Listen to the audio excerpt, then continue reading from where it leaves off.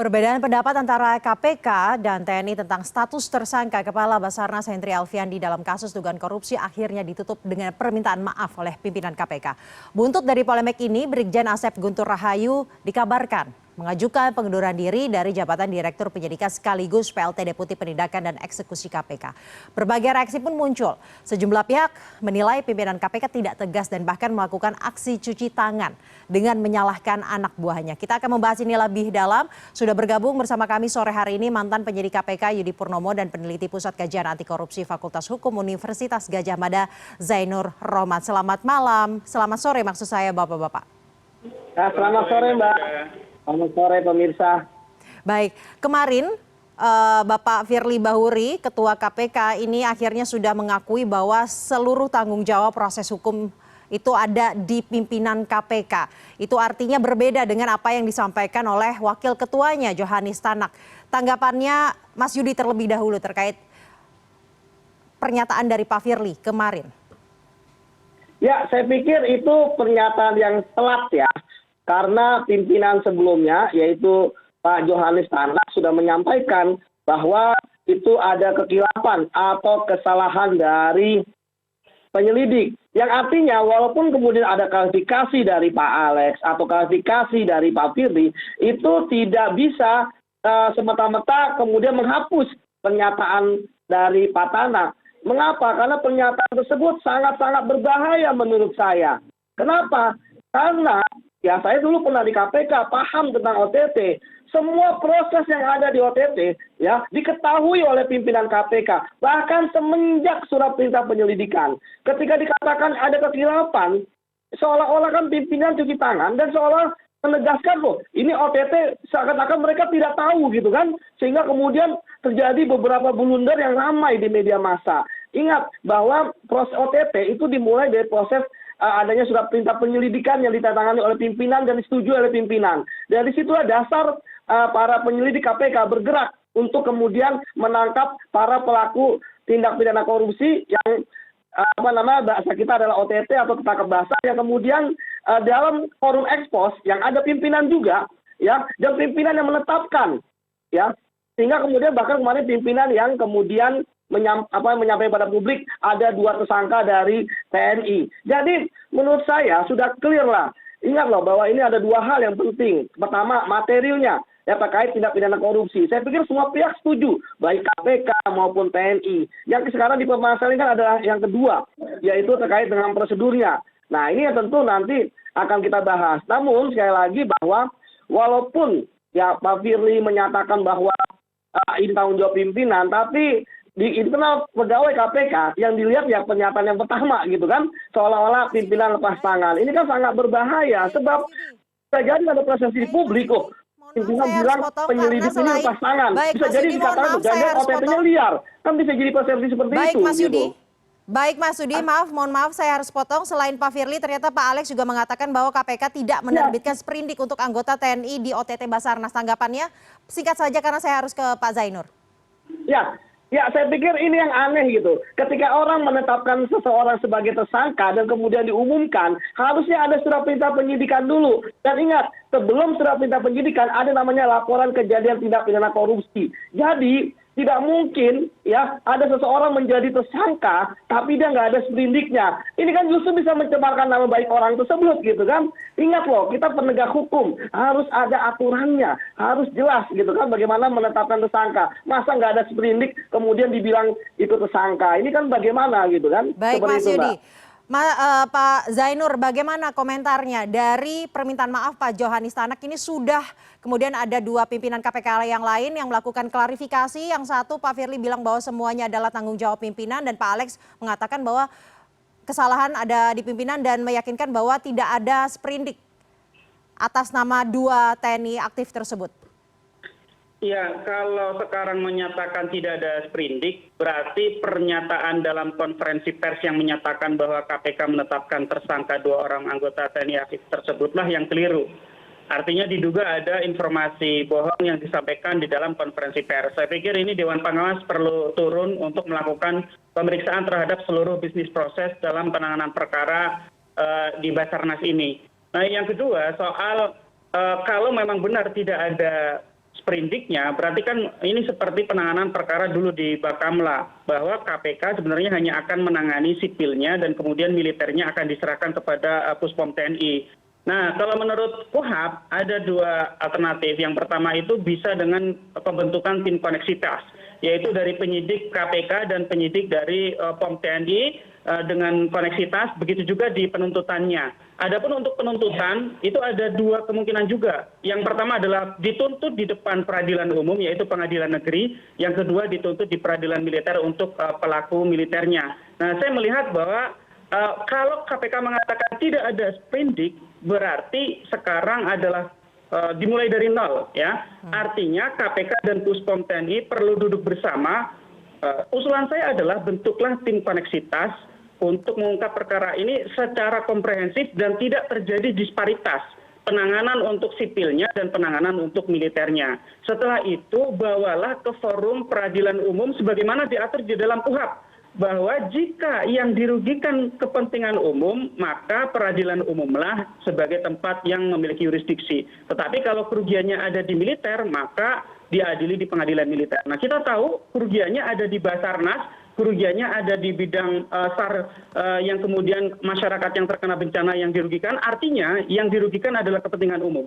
Sehingga ini seharusnya adalah proses peradilan umumlah yang harus diutamakan. Namun saya ada komentar juga, Mbak Caca. Ya.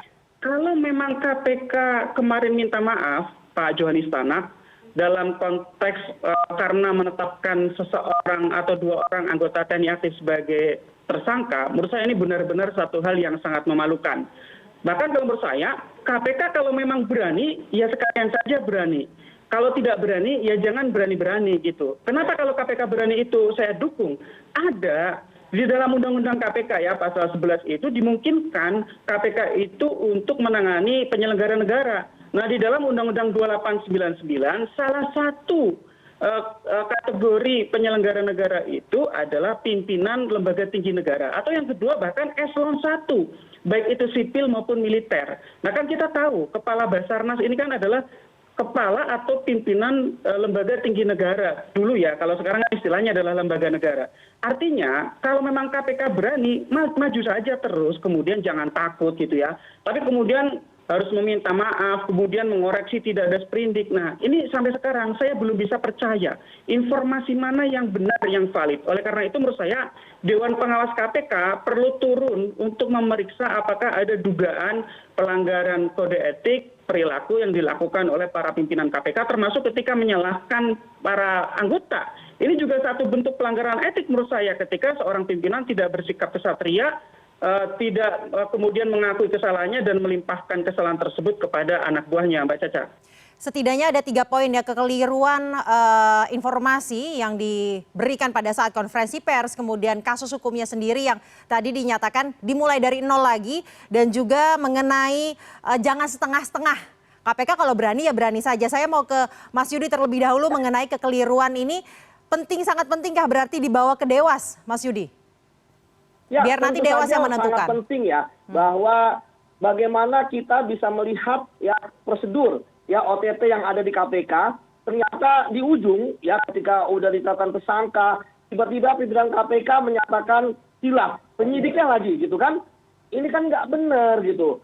Ingat loh, selama ini OTT masih menjadi senjata KPK. 100% ya para tersangka yang terkena OTT ya itu semua divonis bersalah. Artinya sebenarnya clear. Ini ada apa?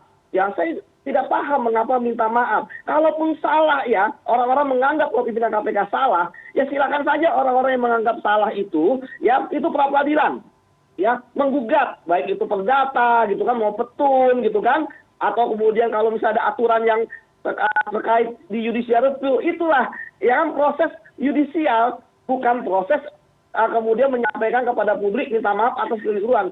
Ingat loh, pimpinan KPK ini kan tinggal setahun lagi ke depan, Desember ke depan. Baik, Dewas harus turun tangan. Jangan sampai ini menjadi jurisprudensi bahwa KPK bisa minta maaf kok kalau misalnya ada keliruan dan sebagainya. Ya, maksud saya jangan main-main lah pimpinan KPK. Nah, saya setuju. Dewas ini udahlah, jangan nunggu laporan, proaktif saja. Segera periksa itu. Kenapa bisa terjadi itu? Bagaimana proses diekspos? Nah, diekspos itu ada semua pembicaraan direkam. ada transkripnya pasti dibuat, kemudian notulensinya. Jadi apakah benar ada tersangka di situ atau tidak, itu nanti akan dilakukan di situ. Namun kita kembali pengalaman misalnya Mbak ya, ingat loh, KPK dulu ya pernah juga menangani kasus cek pelawat, kasus Bakamla, nggak ribut kok kayak begini. Karena apa? Karena ada koordinasi yang baik. Dulu juga gitu, waktu cek pelawat, mereka yang terlibat ya karena masih aktif TNI. Kemudian Bakamla juga sama, TNI. Itu kan sebuah hal yang biasa. Kok tiba-tiba sekarang gaduh? Ini kan akhirnya menciptakan ada apa gitu kan? Apa akhirnya masyarakat bisa berkreasi macam-macam gitu kan. Kalau ini yang pertama, oke lah kita maklumi. Ini enggak gitu kan. Yang sebelumnya juga nggak ada tuh KPK menetapkan tersangka misalnya. Nah, ke depan menurut saya ya pimpinan KPK ya harus menjaga lah marwah nama baik dari KPK di depan mata publik gitu kan, di tengah penurunan kepercayaan. Yang kedua, menjaga soliditas pegawai. Ya, jangan dilempar ke pegawai yang salah. Pegawai kan hanya melaksanakan tugas. Ya, dan kalau saya lihat bahwa OTT kemarin ya, itu udah clear kok, barang buktinya ada, pelakunya ada, konstruksi perkaranya terkait dengan barang dan jasa ada. Jadi buat apa minta maaf? Seperti itu, Mbak. Dewas harus turun proaktif ya Mas Yudi ya. Kemudian saya mau beralih ke kasus hukumnya, ke Mas Zainur. Mas Zainur, ini kan nasi udah menjadi bubur, 2 TNI aktif ini udah ditetapkan sebagai tersangka oleh KPK. Lalu bagaimana status hukumnya? Apakah tadi mulai dari nol status hukumnya teranulir otomatis atau seperti apa? Ya, ini kan informasinya dianulir oleh Alexander Marwata ya, salah satu pimpinan KPK. Alexander Marwata, pimpinan KPK menyatakan bahwa ternyata KPK tidak mengeluarkan sprindik.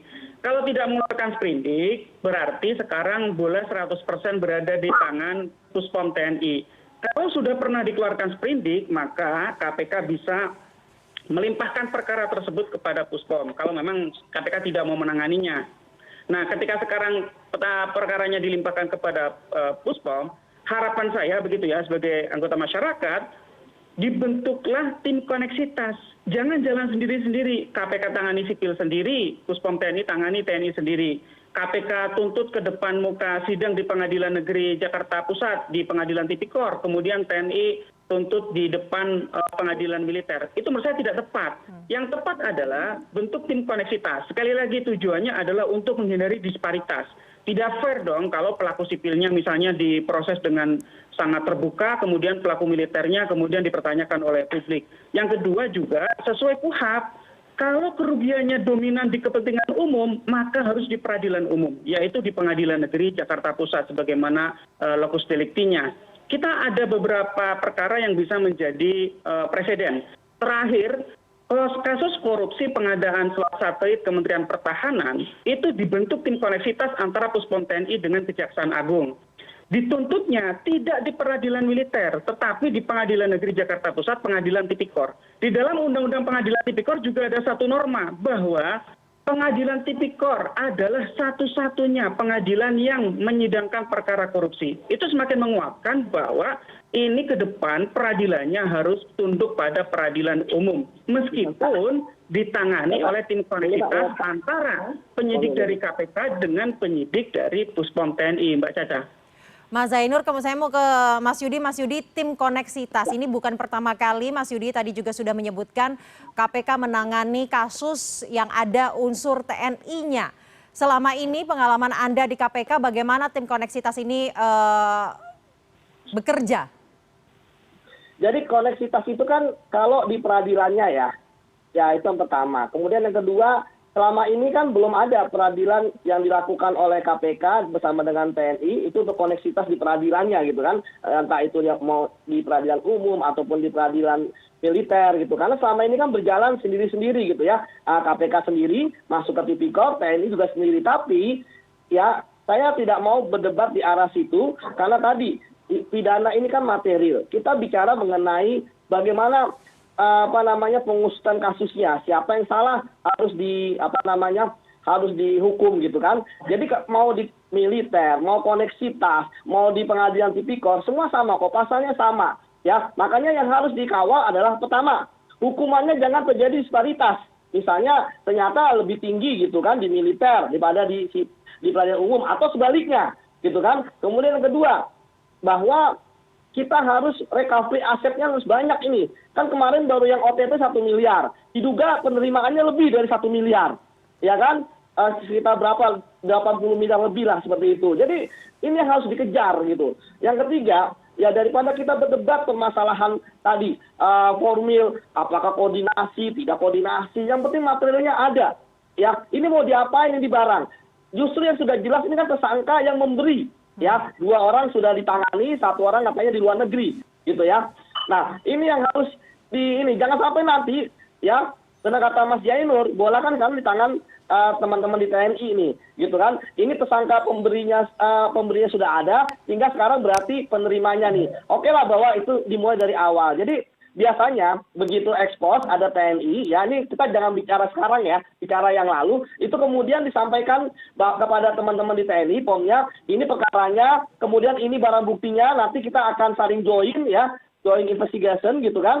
Nah nanti butuh apa untuk menetapkan tersangka dari dari pihak yang TNI aktif tersebut. Jadi saya pikir semuanya ini mudah gitu kan, apalagi ya saya katakan ini kan korupsinya OTT-nya aja hampir 1 miliar, kemudian kurang lebih 80 miliar lebih. Artinya dari jumlahnya kan nggak begitu banyak dibandingkan yang pernah ditangani bisa triliunan. Jadi sekarang saya pikir TNI kemudian KPK duduk bersama, ya terutama yang ada di KPK nih, yang di internalnya yang ingin mundur gitu kan. Seperti infonya Pak Direktur ya, Direktur Penyidikan sekaligus PLT Deputi Penindakan. Ya, artinya orang nomor 1 di bidang penindakan. Artinya janganlah mundur. Ini bisa diselesaikan. Toh kita kemarin juga konferensi pers juga bareng gitu kan. Tim koneksitas itu bisa dilakukan bersama-sama ya. Bawa perasaan lah, nggak perlu gaper gitu kan. Ayo kita selesaikan bersama-sama. Jangan ada yang mundur. Perjalanan panjang memberantas korupsi. Baik Mas Yudi, saya akan ke Pak Zainur. Tadi Mas Yudi menyatakan bahwa sejauh ini di KPK tim koneksitas hanya di peradilannya. Mas Zainur, sebenarnya dalam undang-undang seperti apa? Apakah tidak bisa tim koneksitas ini dilakukan dalam proses penyidikannya juga? Bisa ya, kalau kita lihat KUHP, dari tahap penyidikan itu bisa dibentuk tim koneksitas penyidiknya. Jadi penyidik KPK dan penyidik Puspom TNI. Betul, KPK belum pernah lakukan itu. Di kasus Bakamla dan di kasus pengadaan helikopter Agusta Westland 101, dua-duanya itu bukan koneksitas yang dilakukan oleh KPK. Tetapi saya sebagai anggota masyarakat mencatat ada pertanyaan yang sampai sekarang menggantung. Khususnya di kasus korupsi pengadaan helikopter Agusta Westland. Karena di tahun 2021 itu ada penghentian penyidikan untuk 5 orang tersangka dari sisi TNI. Nah itulah saya katakan bahwa kalau jalan sendiri-sendiri kemungkinan terjadinya disparitas perlakuan, proses sampai kepada tuntutan antara pelaku sipil dan militer itu bisa terjadi.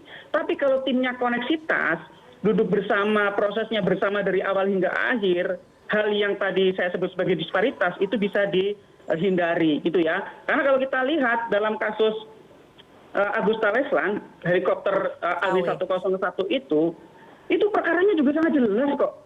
Tidak berbeda dengan kasus Basarnas ini saya pikir gitu ya. Pembuktian yang dilakukan di pengadilan negeri untuk menyidangkan pelaku sipilnya itu membongkar bagaimana kasus itu terjadi. Kemana-kemana saja aliran dananya gitu ya. Tapi publik bertanya-tanya, lah kok yang pelaku militernya sudah segitu saja? Apakah yang lain-lain tidak diproses? Padahal menurut persidangan peradilan umumnya sangat jelas ketika untuk membuktikan pemberi suapnya, yaitu pelaksana pekerjaan barang dan jasanya, pemborongnya, vendornya, itu sangat jelas gitu ya. Nah saya khawatir gitu ya, saya terus terang khawatir. Kalau timnya sendiri-sendiri, KPK sendiri, Puspom TNI sendiri, bisa terjadi disparitas, bahkan bisa saja pihak yang terlibat tidak semuanya kemudian diproses secara hukum. Ya kita semua percaya kepada lembaga negara ya, kita percaya kepada KPK, kita percaya kepada Puspom TNI. Tapi kan publik menginginkan gunakan ketentuan undang-undang, yaitu Kitab Undang-Undang Hukum Acara Pidana yang memungkinkan pembentukan tim koneksitas, Mbak Caca, untuk menghindari disparitas. Baik, tim koneksitas menurut undang-undang bisa dilakukan sejak proses penyidikan. Mas Yudi, terakhir singkat saja dari pengalaman Anda, apa kendalanya memang tim koneksitas ini tidak dibentuk dari proses penyidikan? Karena tadi menurut Mas Zainur dalam undang-undang sebenarnya diakomodir bisa dilakukan dari proses penyidikan, berlangsung tidak hanya di peradilan saja.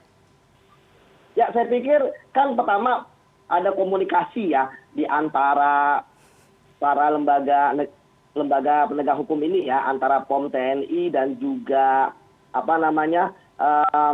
KPK gitu ya. Kemudian kedua, ya saya pikir perlu ada juga dari pihak misalnya dari Menko Polhukam misalnya, atau bahkan dari Pak Presiden gitu kan, untuk kemudian menyampaikan kepada kepada KPK maupun kepada KPK maupun kepada ini ya, kepada TNI, ayo duduk bareng ya kan, buat penyidikan koneksitas, sehingga dari situ kita bisa melihat bahwa ini ada keinginan bersama. Sebenarnya kalau dari konferensi pers dari TNI kemarin kan sudah bagus, bagaimana TNI juga ingin ya bahwa kasus ini menjadi pelajaran ke depan, menjadi evaluasi. Kok masih ada yang diduga melakukan tindak pidana korupsi. Jadi saya pikir kalau memang di antara TNI dan KPK bisa bersinergi, bahkan membentuk koneksitas, saya pikir itu sebuah hal yang bagus dan publik akan merespon positif sehingga kegaduhan yang terjadi sekarang itu bisa cepat dilupakan oleh publik bahwa ini hanyalah masalah miskoordinasi. Seperti itu Mbak Caca. Runtuhkan ego sektoral, bangunlah koneksitas, tim koneksitas mulai dari proses penyidikan agar kasusnya benar-benar terang benderang. Seperti itu ya Mas Yudi dan juga Pak Zainur? Betul. Baik. Betul, Mbak Caca. Terima kasih mantan penyidik KPK Yudi Purnomo dan juga peneliti Pusat Kajian Anti Korupsi Fakultas Hukum Universitas Gadjah Mada Zainur Rohman telah bergabung bersama kami sore hari ini di CNN Indonesia Newsroom.